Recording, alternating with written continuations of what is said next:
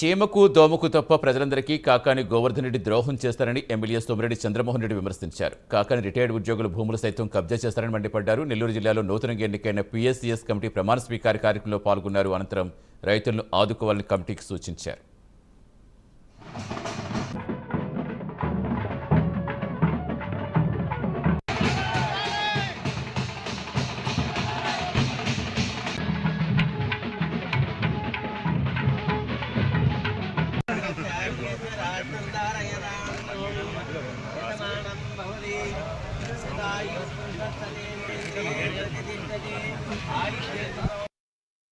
విద్యాబలం దయబలం తదేవ లక్ష్మీపదేవం భద్రానభద్రగుణాన శతాదుశతం.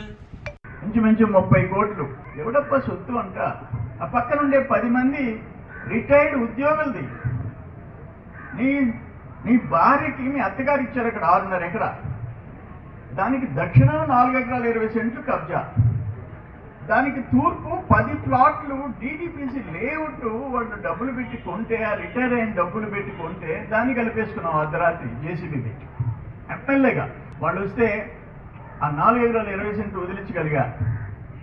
ఇది కూడా కలెక్టర్తో మాట్లాడితే ఎమ్మెల్సీ ఉన్నప్పుడు కలెక్టర్తో మాట్లాడితే కలెక్టర్ ఒక మాట అన్నాడు, సార్ ఈ హౌస్ సైట్స్ అన్ని పట్టాలు ఆయన పట్టా కబ్జా చేశాడు, సివిల్ కేసు అవుద్ది, మీరు ఎస్సీలు చెప్తే మేము వదిలిపెట్టించాము అంటే కోర్టులో వాళ్ళు క్రిమినల్ కేసు పెట్టి సివిల్ కేసు వేశారు.